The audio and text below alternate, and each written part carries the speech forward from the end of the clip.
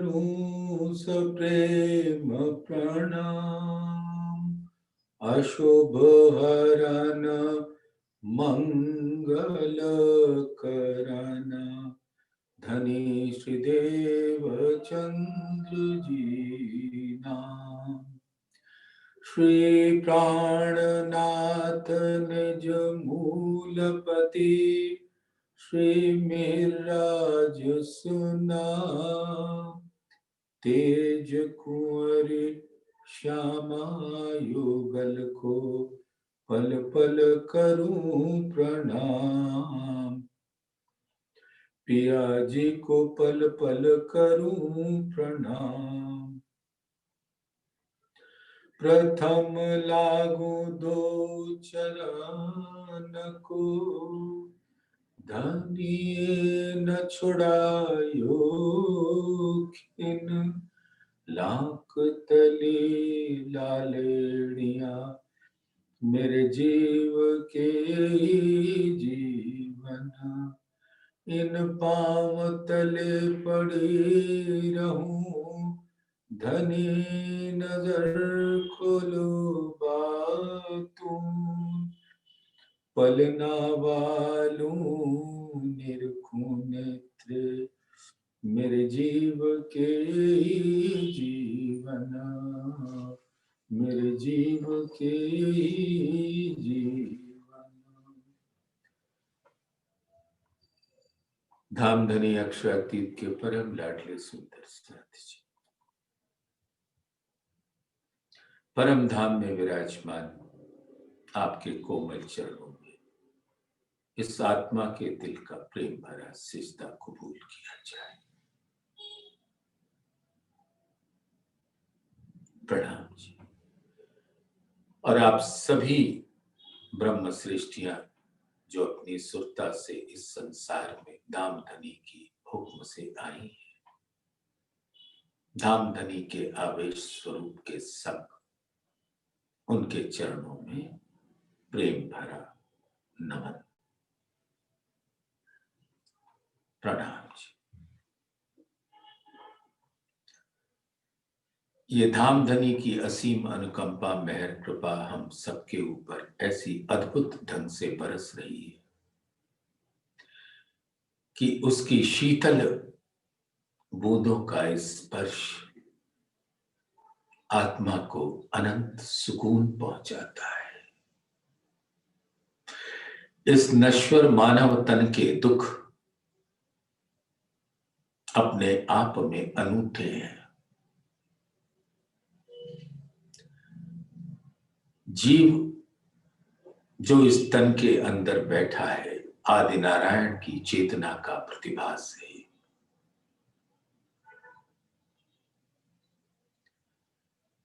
और वो अपने पूर्व जन्म के संस्कार और इस जन्म के अर्जित संस्कारों से ग्रसित होकर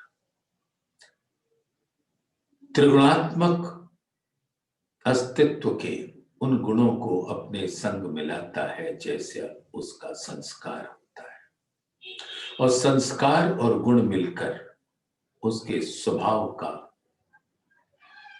को निर्धारित करते हैं। कोई उग्र स्वभाव का होता है, कोई शांत स्वभाव का होता है, कोई हर घड़ी हर पल दज्जाल का स्वरूप बन जाता है। लड़ाई झगड़ा, कभी उसको चैन नहीं पड़ता। जैसे कयामत की निशानियों में एक दाभातुल अर्ज का जिक्र आया है। दाभातुल अर्ज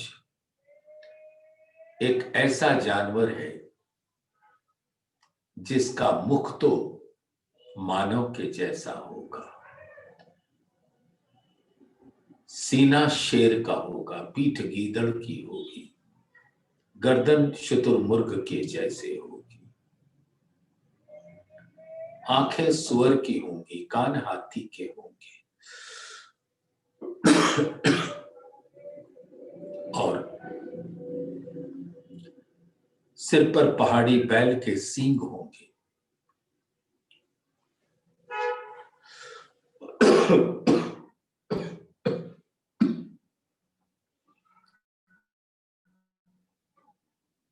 पहाड़ी बैल के सींग का एक निशानी होती है सुंदर साथ, कि पूरे दिन अपना सींग बिदबिद की झाड़ियों में मारता रहता है, पेड़ों में मारता रहता है, और ये करते कराते जब दिन की दिनचर्या उसकी पूरी होती है, संध्या वेला आता है, तब तक उसके सींग से रक्त का प्रवाह बहता रहता है। और जब इस प्रकार से वो घायल हो जाता है, तब जाकर उसको शांति मिलती है। तो आज मानव की प्रवृत्ति भी ऐसी ही है। सुबह उठे नहीं कि तिकड़म करना शुरू कर देते हैं, लड़ाई झगड़ा, और जब हर तरफ अपने इस कलाकारी से जब युद्ध होता हुआ देखता पड़ता है, कहीं बातों से नश्तर चुभाता है, कहीं अपने कर्मेंद्रियों से, कभी ज्ञानेंद्रियों से। उसका काम ही है सबको कष्ट पहुंचाना। ये ऐसी दुनिया है, ऐसे मानव तन है। लेकिन धामधनी की ऐसी अद्भुत लीला है कि इन मानव तनों में अपनी धाम की आत्माओं को अपने हुक्म से विराज दिया। तो जीव के संस्कार जुदे जुदे, उसके अनुसार गुण जुदे जुदे, स्वभाव जुदा जुदा, और उसके वशीभूत होकर जिस प्रकार की अशांत करने वाली क्रियाओं को वो संपादित करता है, उसका विचार नहीं किया जा सकता। अद्भुत है। आज हम पूरे संसार में देखते हैं, रात दिन हमारे चारों ओर इसी प्रकार से दज्जाल का साम्राज्य चल रहा होता है। कोई शांति से बैठना ही नहीं चाहता, क्योंकि देश भी चलाने वाले तो मानव ही होते हैं ना। और मानव के दिलों पर दज्जाल बैठकर दूसरे देश की सीमाओं को हड़प लो, बम चला दो, लड़ाई कर लो, झगड़ा कर दो, जिससे अशांति बनी रहे। तो क्या आज हम इस संसार में दज्जाल की के साम्राज्य को देख नहीं पा रहे?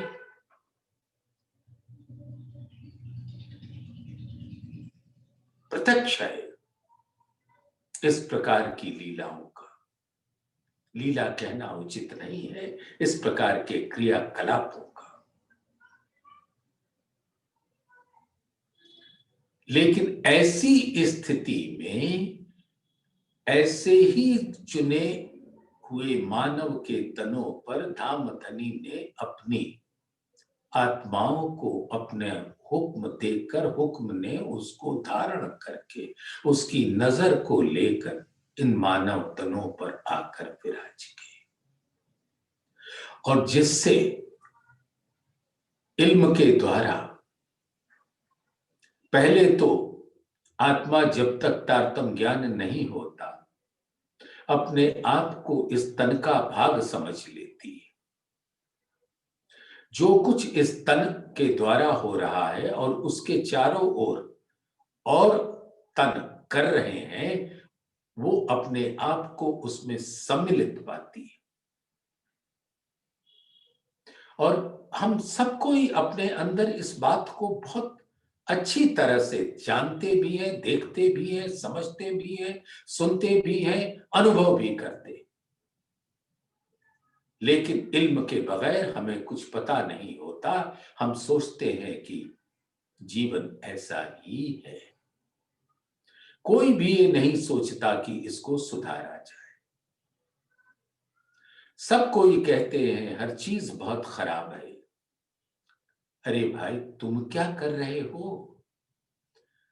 माना सब कोई खराब है, तुम तो भले हो, तुम तो कुछ करो। तो उत्तर मिलेगा, हम कर भी क्या सकते। और इसी प्रकार से हर व्यक्ति कहता, हम कर भी क्या सकते। ऐसे कठिन समय में धामधनी अपनी आत्माओं के संग यहां पधारते। माया का ऐसा विभत्स स्वरूप दिखाकर अब अपने धाम के सुख देते, यहां पर इल्म के द्वारा हकीकत और मार्फत के वो रस पिलाते हैं जो धाम में हकीकत का रस पीते हुए मार्फत के रस का कुछ ज्ञान नहीं था। तो इस खेल के अंदर अर्श के सुख पाते हैं और इस अर्श का और इस खेल का सुख अर्श में हम पाएंगे 7वें दिन में, जब हमारे मूल तन धामधनी के चरणों में मूल मिलावे में खड़े हो। कई सुख हासी फरामोशी के, फरामोश के, ये फरामोशी की दुनिया है। फरामोश इस संसार में जो आत्म फरामोश है, यानी उसके स्वरूप के, उसके अंतर के नैनों के सामने जीव स्वरूप यानी माया का स्वरूप पर्दा बनकर खड़ा है। और उस पर्दे पर माया के भिन्न भिन्न रंग रूप जो दुखमय है, वो आत्मा देख रही है। और इसी पर्दे पर, इसी तन के पर्दे पर, इसी जीव के पर्दे पर अब धामधनी अपने इल्म से माया के स्वरूप को मिटाकर परम धाम का स्वरूप दिखा रहे हैं। तो जैसे जैसे हम इस संसार में भूले कर रहे हैं, जब तक इल्म नहीं तब तक दोष नहीं, लेकिन जब इल्म से जागे तब भूले, तब सिर्फ अफसोस। और ये हो रहा है। हम सबको हमारे सद्गुरु बनकर धामधनी आकर अपने तारतम ज्ञान से हमें नवाज दिया, हमारे दिलों के अंदर मूल मंत्र का प्रकाश उजागर कर दिया। और उस तारतम के प्रकाश में अब हम माया को देख रहे हैं, तो उसके स्वरूप की पहचान कर लिया। और उसी इल्म के रोशनी में अब हम अपने मूल को देख पाते हैं। और मूल में वो बातें जो परम धाम में हमको नहीं पता होती थी, जैसे एक अर्श की बादशाही और वाहिद तत्व का इश्क। ना इश्क का पता था, ना इल्म का पता था, ना अपने वहदत के स्वरूपों का पता था, ना उनके मूल वाहिद का पता था, ना नूर का पता था। और धामधनी हम सबके ऊपर किस प्रकार से अपना लाड़ मेहर बन के बरसाते रहते हैं, इसका भी कुछ पता नहीं था। वो सारे स्वरूप अब अपने दिल के इल्म से इस संसार में दिखा रहे हैं। अब आत्माएं जो अभी तक माया देख रही थी, अपने दिल के पर्दे पर अब धाम को देख रही है और धाम के अंदर अनंत रंगों को देख रही है। तो कहते हैं कई सुख हासी फरामोश के, कई हजूर सुख खिलवत। और इसी संसार में अपनी भूलों का एहसास हो रहा है, और ये फूल धाम में अनंत सुख देंगे जब हम धनी के हजूर में, खिलवत में विराजेंगे। और इस संसार में खिलवत के सुख दे रहे हैं और धाम में इस खेल के सुख। इस खेल के सुख यानी यहां पर इल्म का सुख। इल्म से जो बातें हमको आज दिन तक पता नहीं थी वो पता होंगी, तो जब हम धाम में उठेंगे तो अद्भुत सुख होगा उसका, अप्रतिम, बयानातीत, वर्णनातीत। कई सुख पशु पंखियन के, कई सुख मोहलों बैठक। अब सुंदर साथ, कई सुख पशु पंखियन के, आज दिन तक याद करो परम धाम में हम अपनी सुरता ले चलते हैं।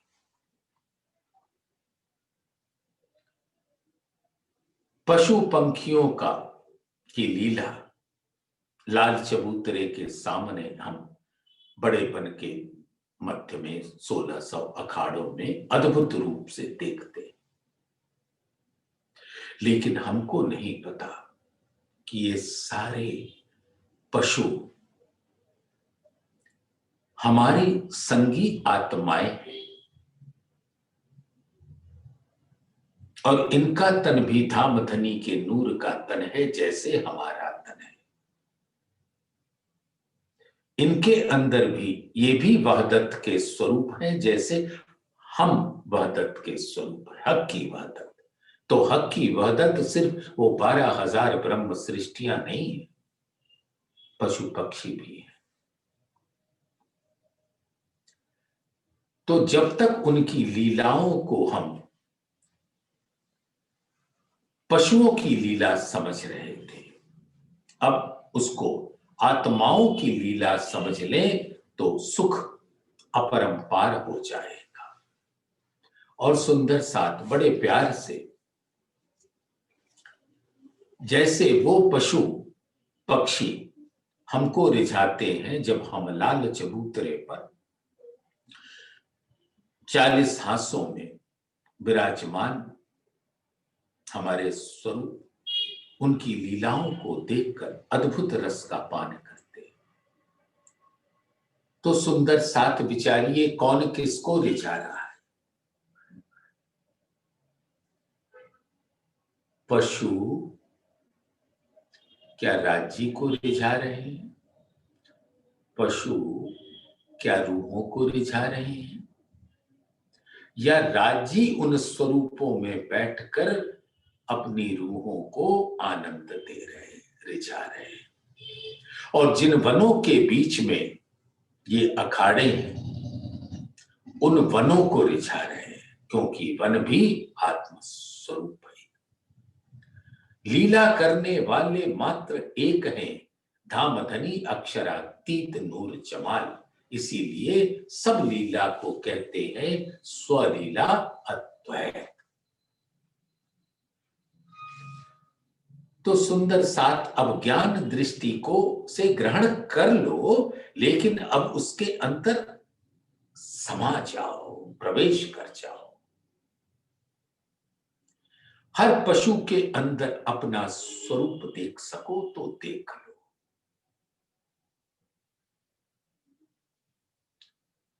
उसकी लीलाओं में अपने अंगों के द्वारा होते हुए लीलाओं का रसपान करो। हर स्वरूप आशिक है और हर स्वरूप माशूक है। कोई किसी से जुदा नहीं। आशिक माशूक का मार्फत स्वरूप में एक ही स्वरूप है, वो धाम धनी का दिल वाहिद मूल अद्वैत। यही तो परम धाम का अद्भुत सौंदर्य जो हमें नहीं पता था, इसी को कहते हैं अर्श की बादशाही। यानी धाम धनी का ही नूर तन, परम धाम का हर पक्ष भी है, पशु भी है, पक्षी भी है, जवेरों की पुतलियां भी हैं, खूब खुशहालियां भी हैं। बाग बगीचे, दरख्त, जल, तेज वायु, जमीन, आसमान, हर स्वरूप धामधनी के का तन है, चेतन है, और धामधनी के नूर का सौंदर्य से परिपूर्ण है, और सबके अंदर धामधनी का ही दिल चेतन होकर लीला करता है। तो असल अर्श के बीच में हक का नाम आसिक। हक ही तो एक है और तो कोई है नहीं, बिना एक हक जात, जात माहे हक वाहिदत, हक हादी गिरो कहला। तो सब हक की वाहिदत है और हक वाहिद है, तो वाहिद की वाहिदत है, मार्फत की हकीकत है। तो कई सुख पशु पंखियन के, कई सुख मोहलों बैठक। अब जिस मोहल में बैठे, हर स्थान जानते हैं सुंदर साथ क्या होता है। आज विचार लो,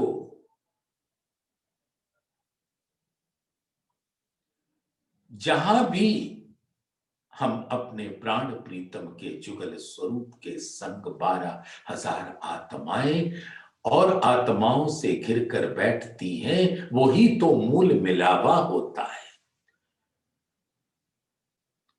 जब तक अंतर चक्षु खोल के परम धाम के स्वरूप को ना देखें, तब तक तो रंग महल के अंदर पांचवी गोल मूल मिलावे की हवेली ही मूल मिलावा दिखता है। लेकिन क्या लाल चबूतरा मूल मिलावे का दृश्य उपस्थित नहीं करता? देखो ना सुंदर साथ, 40 हाथ पर, हर हाथ 30 मंदिर का लंबा, एक हाथ का चौड़ा, 30 मंदिर चौड़ा, और हर हाथ में 30 मंदिर। ऐसे 1200 मंदिरों का ये सुंदर लाल चबूतरा है, और हर हाथ पर अलग अलग रंगों के गिलम बिछे, जिसकी ऊंचाई 1.25 हाथ की है। उस पर बैठो तो वो पाव हाथ धंस जाता है। ये क्या प्रकट करता है? नूर की कोमलता का गुण। क्योंकि जो गिलम बिछा है वो भी तो हमारे प्राण प्रीतम के आत्म स्वरूप है, उनके दिल का ही स्वरूप है, उनके ही नूर का तन का स्वरूप है, वो भी आत्मा है। और जब धाम धनी के चरण कमल उस पर पड़ते हैं तो वो धन्य धन्य हो जाते हैं, अपने आप को अति कोमल कर लेते हैं, और अपने अंदर धाम धनी के दिल के अनंत रंगों की ज्योति जिमी से आसमान तक फैला देते।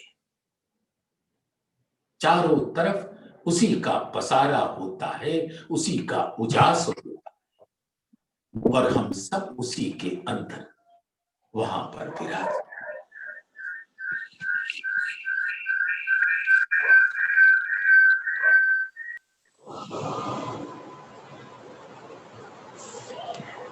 अभी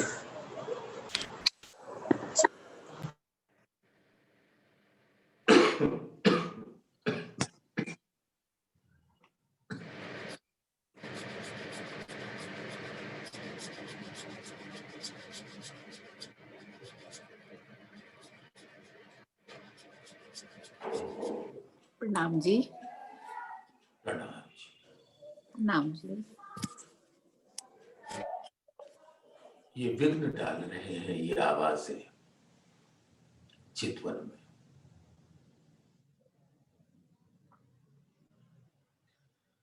तो धाम धनी की अद्भुत मेहर से हम सब की सुरता लगी बैठी है लाल चबूतरे के अद्भुत सौंदर्य में,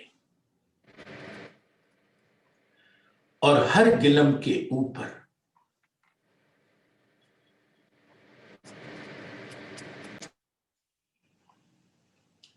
धामधनी का सिंहासन जुगल स्वरूप का, और 6000 कुर्सियां उसके चारों ओर दाएं बाएं विराजमान है, जिसपे हम 12,000 सखियां बैठती।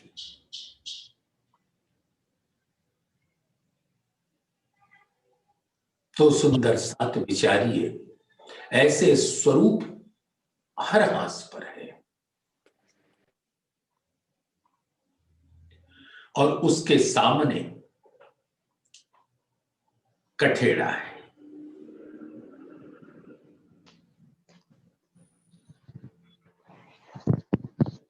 और लाल चबूतरा के सामने 41 वृक्षों की 41 हारें बड़ोपन की हैं, 10 भौम ऊंची हैं, एक ही भौम है उसका। और उसकी जो चांदनी है वो 10वीं आकाशी चांदनी पर जाकर मिलान करती है, और उसकी छाया अद्भुत रूप से नूर की छाया सबके ऊपर देती है। तो हर हास में जुगल स्वरूप 12,000 सखी, हर हास में।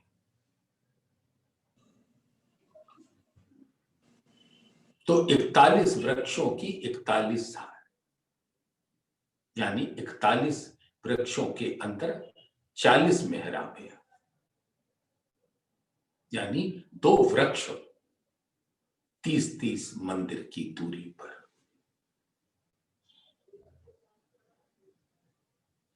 सुंदर हिंडोले हैं। अब अपने मूल मिलावे को देखो सुंदर सा, चारों तरफ कठेड़ा है और हम जुगल स्वरूप के संग बैठे। तो परम धाम का वो स्थान बता दो जो मूल मिलावा ना हो। हर स्थान मूल मिलावा है। अपने आप को सीमित मत करो, क्योंकि परम धाम असीमित है, अनंत है।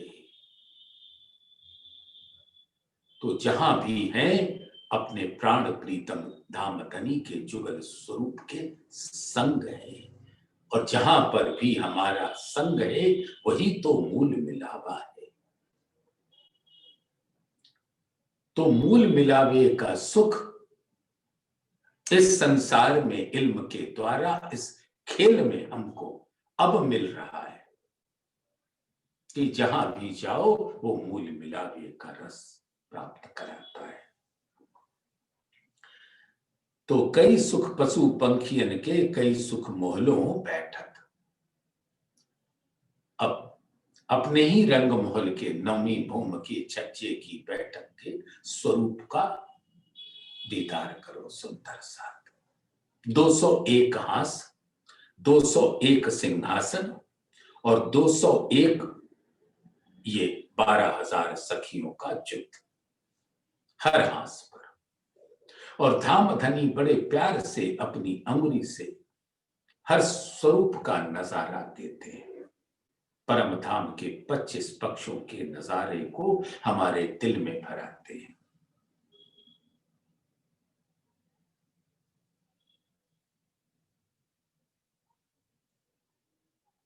तो हर हास ही हमारा मूल मिलावा हो जाता है।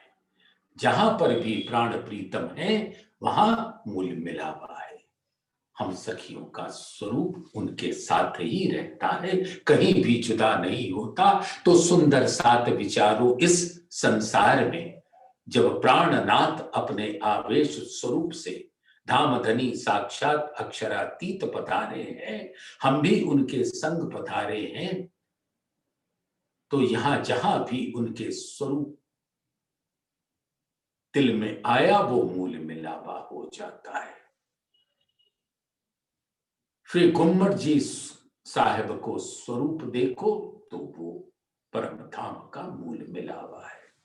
मूल मिलावे को सीमित मत करना सुंदर सा।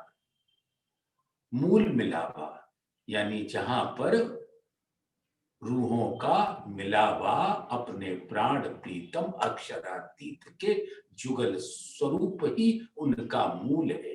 यानी वाहे दत्त अपने मूल वाहिद में जाकर मिले तो वो मूल मिलावा का स्वरूप होता है। अब सुंदर साथ विचारो कि आज से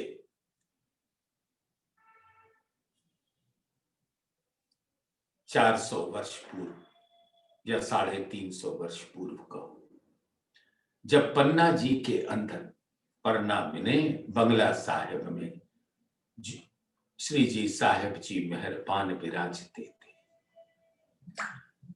और हर घड़ी हर पल संध्या से प्रातः काल लो, प्रातः काल से संध्या लो, साथ सबको नूर बरसावत है अपने मधुर वचन सुनाकर। तो सब साथ उनके चरणों में बैठकर धामधनी की वाणी नाजिल होते हुए हम सुनते थे और अपने दिल में लेते थे। तो क्या वो बंगला साहब का स्वरूप हमारे मूल मिलावे का स्वरूप नहीं हुआ? तो क्या हम अर्श के सुख इस खेल में नहीं ले रहे? और जो कुछ घटना चक्र यहां जिस प्रकार से रूहों से भूले हो रही हैं, भूल पे भूल पे भूल, फिर धामधनी के हुक्म से जगामने जगामने जगामने,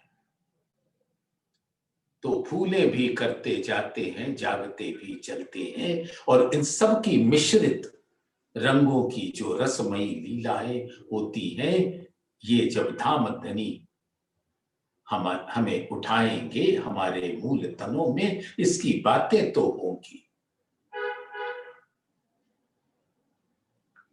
और उन बातों में अद्भुत सुख मिलेगा हासिया का। ये भूलने का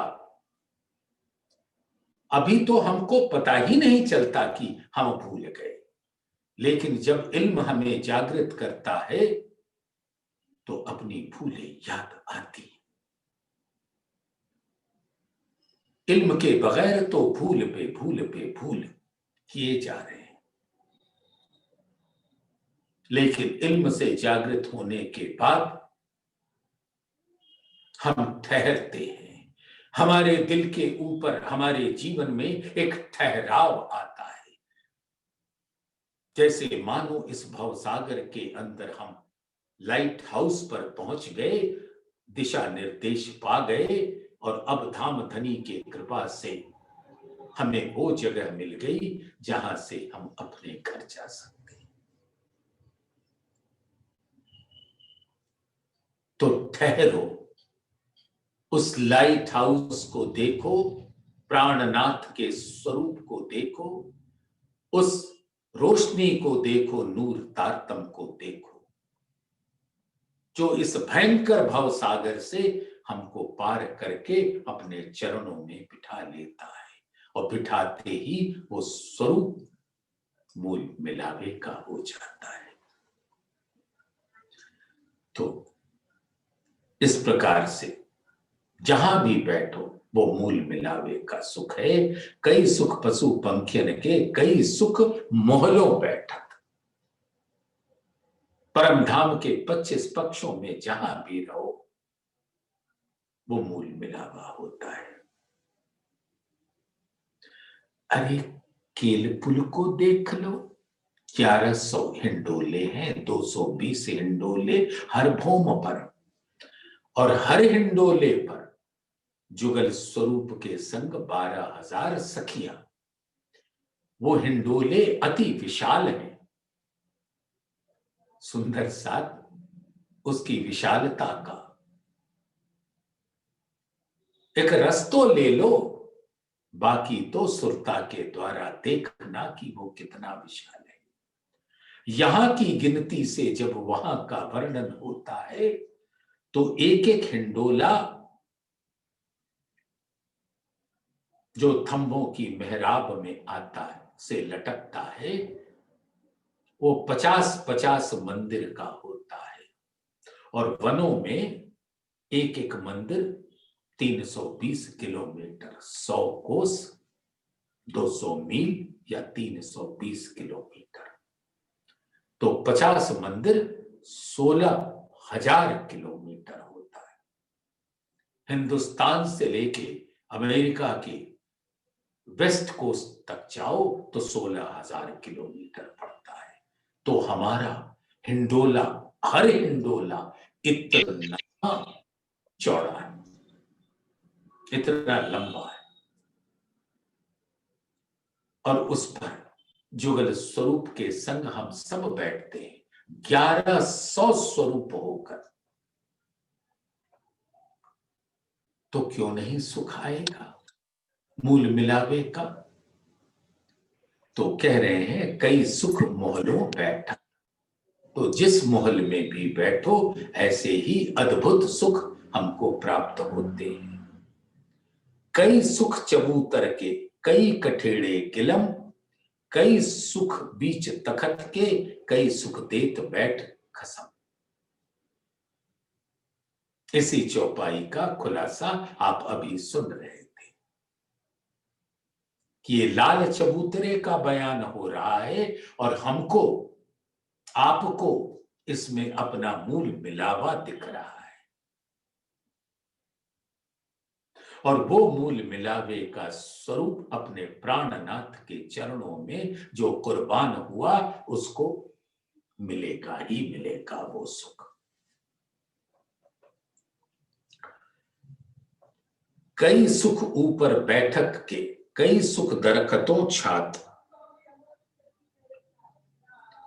कई सुख तले बड़े बिरख के, झूमत हैं ऊपर मोहलात।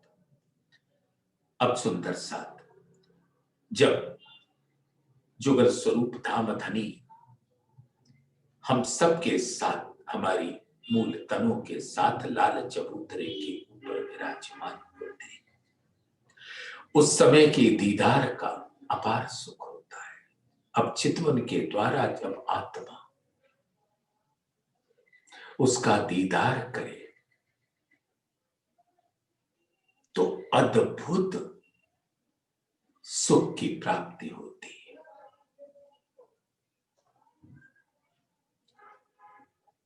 और दरख्तों की छाप, ये जो बड़े वन हैं 10 भौम है ऊंचे, एक भौम है 10 भौम का, और उसकी जो चांदनी है वो लाल चबूतरे के ऊपर लहराती हुई 10वीं आकाशी चांदनी से जाकर मिलान करती है।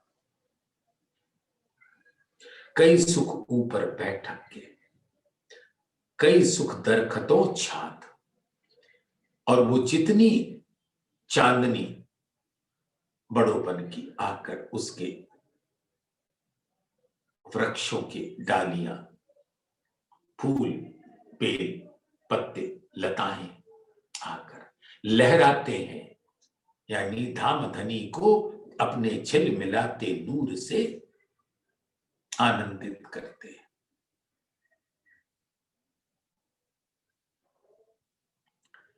कई सुख तले बड़े बिरख के, और उसके सामने जो 41 वृक्षों की 41 हारों का बड़ोपन का सुंदर स्वरूप, उसके सुख बड़ोपन के पश्चिम, बड़ोपन के किनारे से लगते हुए पश्चिम में ताड़ का वन है, 17 हाथ तक जाता है। बड़ोपन 40 हाथ तक है, ये 17 हाथ तक। उसके पश्चिम में लिबोई वन, लिबोई वन के उत्तर में केलवन, और ताड़ वन के उत्तर में केलवन, और इन सब की शोभा के आगे बड़ोपन के आते हैं, और वहां से मधुबन लगकर जाकर पुखराज को घेर लेता है। सुंदर साथ, एक बार तो ध्यान करने की बनती है। सर्व रस सागर से चलिए पश्चिम की ओर, मूल मिलावे की ओर। तो सर्वरस सागर के टापू महल की ठीक सीध में रंग महल आता है और रंग महल के ठीक सीध में पांचवी गोल मूल मिलावे की हवेली आती है और ठीक उसके सीध में मध्य के 9 चौक आते हैं और उसका स्वरूप पांचवी भूमि पे रंग पर वाली मंदिर का स्वरूप होता है। तो सर्वरस सागर सीधा जब पश्चिम की ओर देखता है तो मूल मिलावा दिखता है, रंग पर वाली दिखती है, पाट को घाट दिखता है, अमृत वन दिखता है, चांदनी चौक दिखता है। और जब वहां से हम प्रवेश करते हैं तो ये 5 फिरावे, बड़े फिरावे, बड़ी रांग, छोटी रांग, वन की नहरें, माणिक पहाड़ का फिरावा जिसमें पश्चिम से पूरब की ओर महावन, मधुबन, बड़ोबन, फिर सुंदर जवेरों की नहरें, उसके बाद घेरता हुआ परमधाम को महानद का स्वरूप जिसके अंदर 8 सागरों के जल समाते हैं। और जैसे ही आप जवेरों की नहरें महानद को पार करते हैं सर्वरस सागर से आते हुए तो आपके बाईं ओर यानी कि दक्षिण की ओर अद्भुत विशाल जवेरों की नहरों से लगता हुआ कुंज निकुंज के वन, जो जाकर दूब दलीचा के नैऋत्य कोण से जाकर मिलता है, जहां से पश्चिम की चौगान जाकर जवेरों की नहरों को छूती। 19 लाख कोस का विस्तार बताया जाता है और 7.5 लाख कोस की चौड़ाई। इसके अंदर कुंज निकुंज बना, फौज कौसर 24 हास का महल। और हमारी दाईं ओर यानी धाम के उत्तर की ओर महावन, मधुबन, बड़ोबन।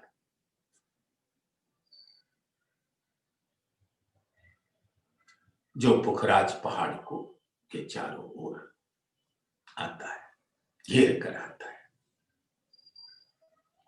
तो इस महावन, मधुबन, बड़ोबन की तो अद्भुत सौंदर्य है। उस लाल चबूतरे के सामने वाले हिस्से में जो बड़ोबन है वो तो 10 भूम के है, लेकिन उसके बाद 250 भूम ऊंचे होते हैं और मधुबन 500 भूम ऊंचे। पुखराज पहाड़ की चांदनी पे खड़े हुए सुंदर साथ आगे आएगा, उसका भी रसपान करेंगे तो आपको हमको ऐसा लगेगा कि ये मधुबन तो ठीक हमारे नीचे ही है। छलांग लगा के मधुबन की चांदनी में पहुंच जाए।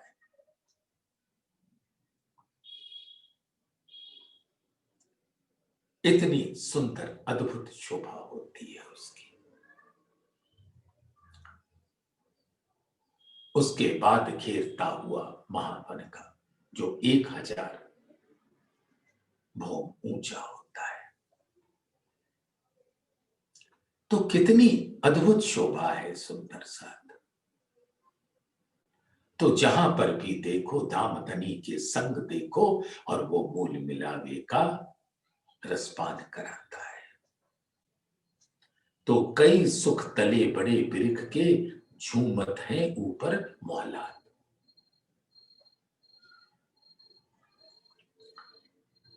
तो रंग महल के ऊपर इसके वृक्षों की डालियां सब लहराती हैं।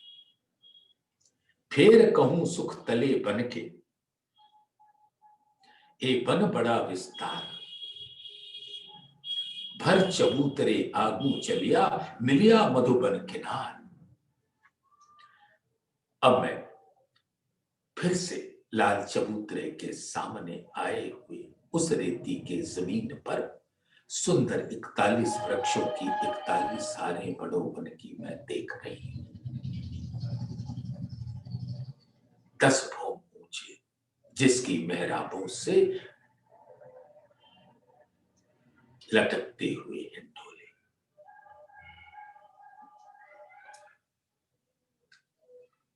उसका अद्भुत सुख और ये संपूर्ण शोभा लाल चबूतरे के सामने सबको मिलती है। लाल चबूतरे के ठीक सामने उत्तर दिशा में ये 40 हांस, जिसके किनारे को ले 41 वृक्षों की हारों में 40 हांस। मधुबन की किनविध कम, बन जाए लग्या आसमान। अब ये 500 भौम की ऊंची कहलाती है, लेकिन ऐसी गगन चुंबी है कि वो आसमान को चूम रही है। जब कोई अट्टालिका बहुत ऊंची होती है तो उसका वर्णन किया जाता है कि वो गगन चुंबी है, गगन को छूती हुई, आसमान को छूती। तो इस लाल चबूतरे का नूर, बड़ो बन मधुबन महाबन का नूर, ताड़ बन का नूर, केल बन लिबोई बन, इन सब का नूर जब आसमान में लहराता है तो मधुबन उसको छूना चाहता है। तो मधुबन की किनविध कहूं, बन जाए लग्या आसमान। ऐसे लगता है कि ये मधुबन अब जाकर आसमान को छू लेगा। पुखराज अर्श के बीच में ये सिफत न हुए बयां। पुखराज से और रंग महल के बीच में बड़ोबन के बाद मधुबन की अद्भुत शोभा है। और उसका वर्णन करना शब्दों में कठिन है। लिबोई केल के घाट जो ताके सिरे मिले आए, इत बुजरक बन मधुबन का, मिलिया जोए किनारे चित। तो लिबोई और केल घाट के वनों की सीमा इस मधुबन से जाकर मिलती है और मधुबन का बहुत अधिक विस्तार है। वो जमुना जी के किनारे तक आया है। केल के पुल के पश्चिम के किनारे से मधुबन, लिबोई बन के पश्चिम में अभी आपने सुना ताड़बन है और उत्तर में केलवन है और केलवन के उत्तर में मधुबन है। जो केल पुल के पश्चिम से शुरू होकर केलवन के उत्तर से होते हुए पुखराज के चारों तरफ घूम जाता है, मानो पुखराज पहाड़ की परिक्रमा कर रहा हो। अब पुखराज पहाड़ तो रंग पीला, वाह्य तत्व का स्वरूप, तो वाह्य तत्व के स्वरूप को ये मधुबन उसकी परिक्रमा करता रहता है। और फिर वल्या पुखराज को सो पहुंचिया जाए लग दूर, चढ़ पुखराज जब देखिए आए तले रहया हजूर। और पुखराज पहाड़ को जो ये घेर कर दूर दूर तक मधुबन का विस्तार है, वो अपने वाहदत्त के स्वरूप, जो पुखराज पहाड़ तो वाहिद का स्वरूप है और वाहिद से वाहिदत प्रकटी हुई, पीला रंग पुखराज का क्षीर सागर का स्वरूप होता है। यानी सारा परम धाम वाहदत्त का स्वरूप होकर वहां सिमट आता है और वही हमारा मूल मिलावे का स्वरूप हो जाता है।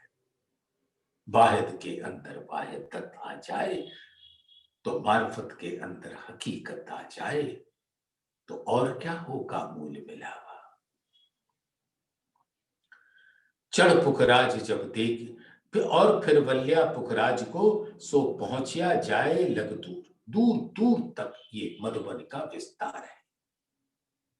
चढ़ पुखराज जब देखिए आए तले रहा हजूर, और पुखराज के ऊपर चढ़ गए तो ऐसे लगता है कि मधुबन को छू लो। बिल्कुल नीचे ही तो है।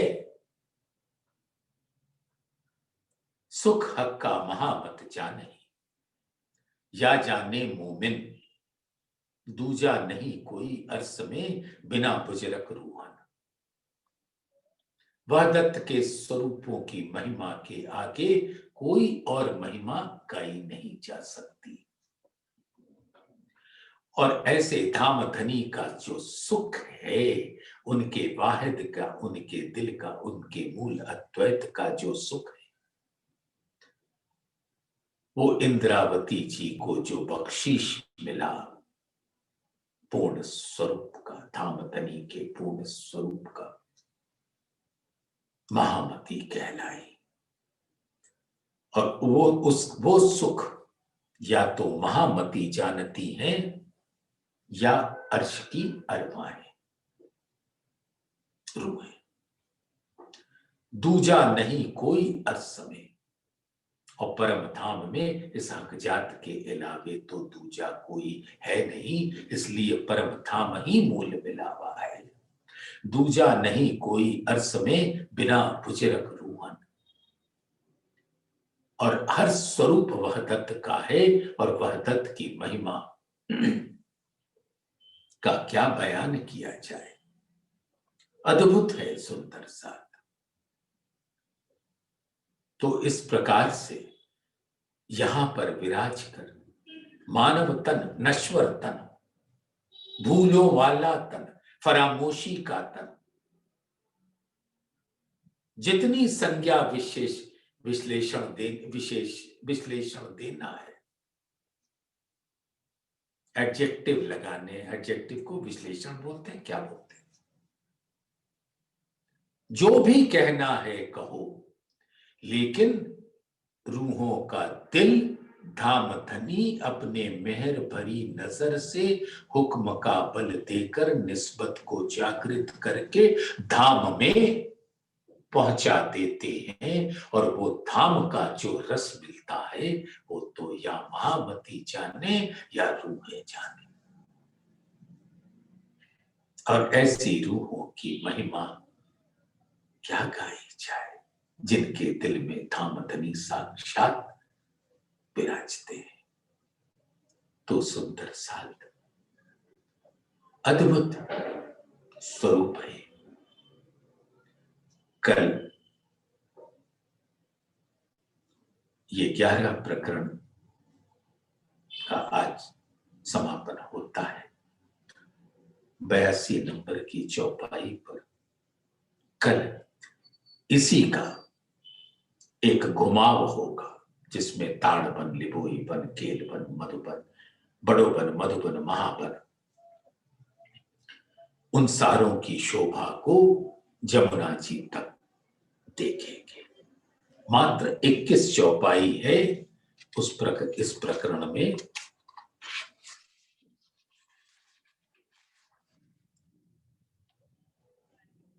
बारहवीं प्रकरण, लेकिन वो प्रकरण ऐसा है जो हमारी सुरता को चितवन के द्वारा परम धाम के नजारों को दिखाएगी, और हम उसमें बैठकर उसके रस का पान करेंगे। तो कल संध्या बेला में सुंदर साथ याद रखिए, परम धाम के वो स्वरूप नजर आएगा इस 12वें प्रकरण में। जैसे हम आसमान पे बैठकर परम धाम के जिमी के ऊपर विराजमान 25 पक्षों की शोभा को एक संग निहारेंगे।